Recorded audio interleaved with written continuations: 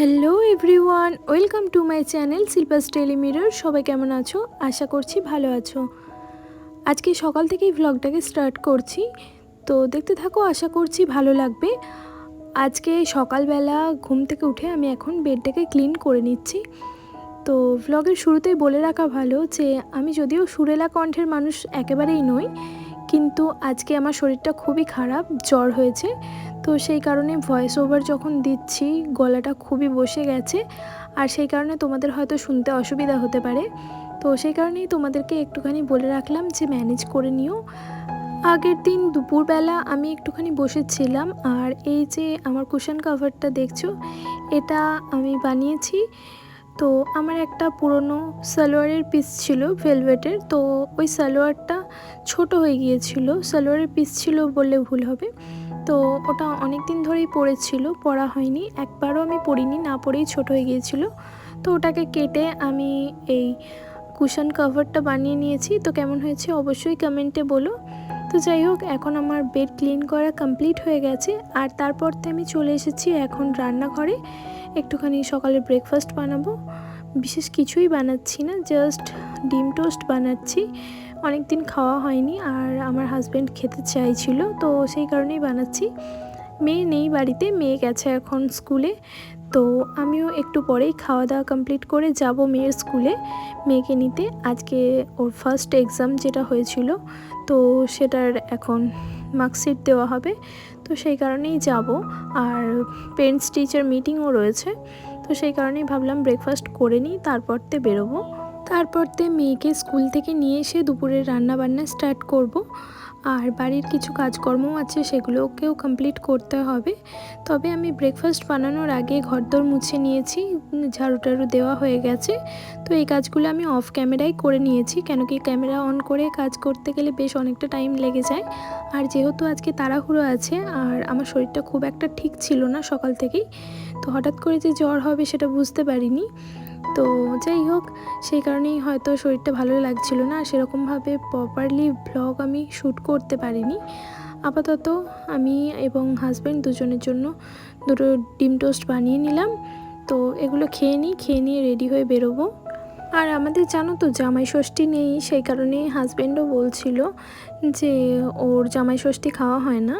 তো সেই কারণে ও আজকে একটুখানি মাটন এনেছে, তো ওটাকেই রান্না করে দেবো ওর জন্য। আর মেয়েও খেয়ে নেবে। আগের দিনের কিছু সবজি রয়ে গেছে, সেটা আমার হয়ে যাবে। তো আমার জন্য আলাদা করে আর কিছু রান্না করতে লাগবে না, জাস্ট মটন করব, তাহলেই হবে দুপুরবেলার জন্য। আর এই তো কথা বলতে বলতে মোটামুটি মেয়ের স্কুলের কাছে পৌঁছেই গেছি।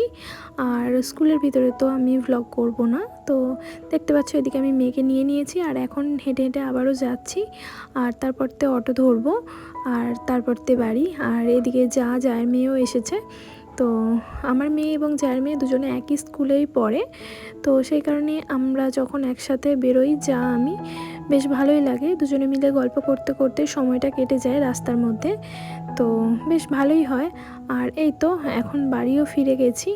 আর আগের দিনকে বিকালবেলা আমি আমার বেডের যে বেড কাভারটা ছিল ওটাকে তুলে রেখেছিলাম, বেশ অনেকটা নোংরা হয়ে গিয়েছিল সেই জন্য। আর আজকে এখন কেচে নিচ্ছি, বিকালবেলাতেই কাচবো ভেবেছিলাম, তো বিকালবেলাতে কাচা হয়নি। কালকে বিকালের দিকে আমার বাড়ির যে পাম্পটা আছে ওটা একটুখানি ডিস্টার্ব করছিল, তো জল উঠছিল না, সেই কারণে জলের সমস্যার জন্যই বিকালবেলা আর কাচা হয়নি। আর আমার তো ওয়াশিং মেশিন নেই, যার কারণে আমাকে হাতেতেই সমস্ত জামা কাপড় যাই বলো না কেন সব কিছুই কাছাকাছি করতে হয়। আর যার কারণে এই যে দেখতে পাচ্ছ, আর এত ভারী চাদর যে কি বলবো, এত বড় ম্যানেজ করতে খুবই অসুবিধা হয়, যেহেতু আমার হাইট খুবই ছোট। তো সেই কারণে বুঝতেই পারছো আমি এরকমভাবেই এই যে তারের মধ্যে পুরো বিছানার চাদরটাকে ঝুলিয়ে নিয়েছি, তারপর এরকমভাবে জলটাকে চিপে নিচ্ছি। তো এতে করে আমার বেশ অনেকটা সুবিধা হয়।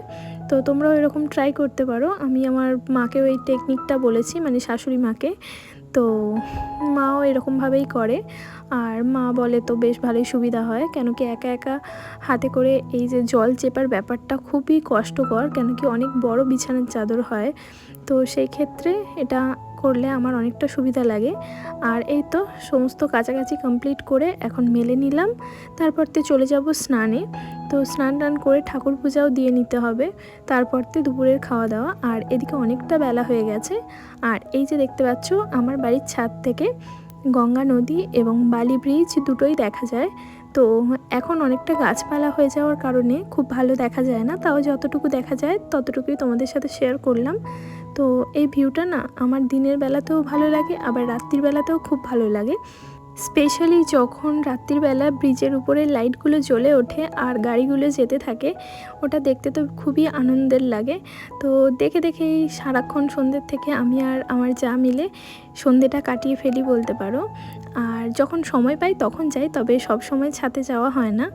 আর এই তো এখন চলে এসেছি, ঠাকুরের পূজাও কমপ্লিট করে নিয়েছি। আর জানো তো, নিজেদের বাড়ির গাছের যখন ফুল ফোটে তো সেই ফুল দিয়ে পূজা করার একটা আলাদাই মজা আছে। তো বেশ ভালো লাগে নিজের বাড়ির গাছের ফুল দিয়ে পূজা করতে। তো আমার পূজা কমপ্লিট হয়ে গেছে আর এখন চলে এসেছি রান্না করতে। যেহেতু মাটনের ঝোল হবে তো সেই কারণে আমি প্রথমে নুন দিয়ে ভালো মতো করে আলুগুলোকে ভেজে নিয়েছি আর তুলে রেখে দিয়েছি। তারপরতে ওই তেলের মধ্যেই বেশ অনেকটা গরম মশলা দিয়েছি, গোটা গরম মশলা, শুকনো লঙ্কা, তেজপাতা, আর তারপরতে পেঁয়াজের কুচি দিয়ে দিয়েছি। আর তার মধ্যে নুন চিনি অ্যাড করে ভালো মতো করে পেঁয়াজগুলোকে ভেজে নেব, যতক্ষণ না পেঁয়াজটা সফট এবং একটুখানি লালচে হয়ে আসছে।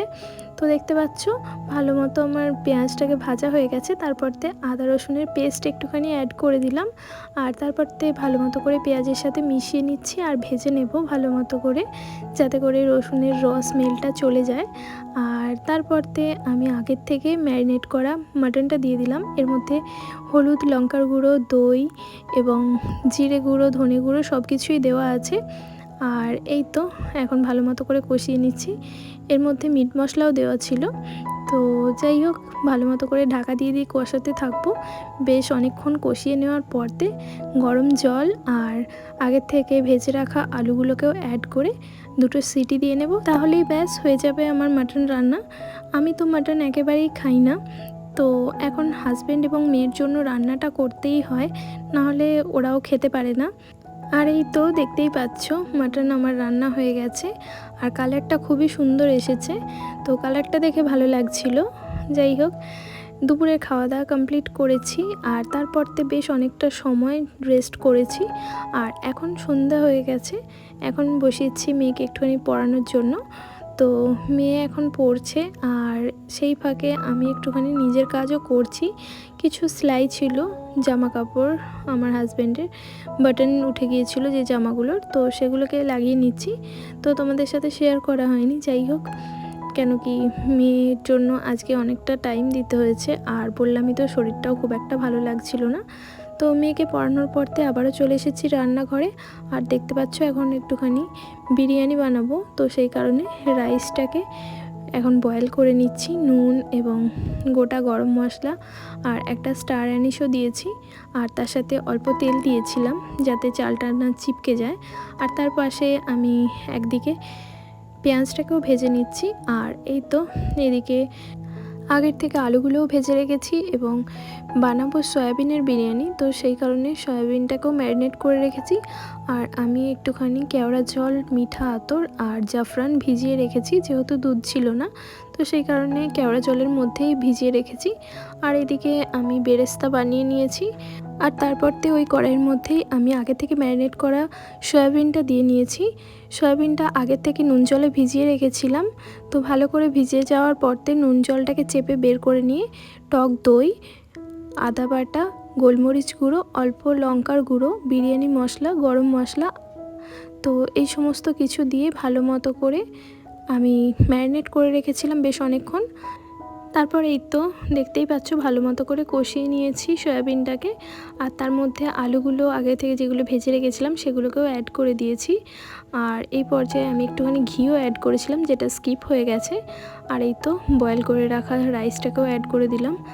আর এই তো উপর থেকে এখন ছড়িয়ে দিচ্ছি বেরেস্তা কিছুটা, আর তারপরতে দিয়ে দেবো কেওড়ার জল, যেটা আমি জাফরানের সাথে ভিজিয়ে রেখেছিলাম। তো এতে করে বেশ ঘ্রাণটাও সুন্দর লাগে আর কালার তো ভালোই হয়। তো আর ব্যাস, এরপরে আর কিছুই না, এরপরতে ভালো মতো করে আমি এটাকে কভার করে দেবো।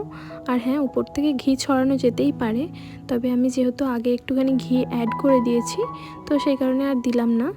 আর এই তো এখন বেশ কিছুক্ষণ দমে রেখে দেবো, 10-15 মিনিট মতো হালকা আঁচে। তো তোমরা চাইলে এরকমভাবে একবার বানাতে পারো, তো ভালোই লাগবে আশা করছি, খুব একটা খারাপ লাগবে না। আর দেখতেই পাচ্ছ বেশ ভালো মতোই হয়েছে রান্নাটা। আর সত্যি কথা বলতে কি, এই রান্নাটা আমি ইউটিউব থেকেই শিখেছি। আর আমার মা যেহেতু চিকেন মাটন কিছু খায় না, তো সেই কারণেই ভেবেছি মাকেও একদিন বানিয়ে খাওয়াবো। তো যাই হোক, রাত্রিবেলা ডিনার করে শোয়ার পরতে হঠাৎই দেখি হাজব্যান্ডের প্রচণ্ড জ্বর এসেছে। দেখতেই পাচ্ছ 2 পেরিয়ে যাচ্ছে, তো খুবই কষ্ট পাচ্ছিল। তো ওই কারণে আমি তখন একটুখানি ওকে জলপট্টি দিয়ে দিচ্ছিলাম, তো তাতেও জ্বর কমেনি বলে একটুখানি মাথাটাও ধুইয়ে দিয়েছিলাম পরে। তো যাই হোক, আজকের ব্লগটা এই পর্যন্তই। যদি ভালো লাগে অবশ্যই লাইক, কমেন্ট, শেয়ার এবং চ্যানেলটা সাবস্ক্রাইব করতে ভুলো না। আর দেখা হবে নেক্সট ব্লগে, ততক্ষণের জন্য তোমরা সবাই সুস্থ থাকবে, ভালো থাকবে। তো আজকের মতো চলো, টাটা।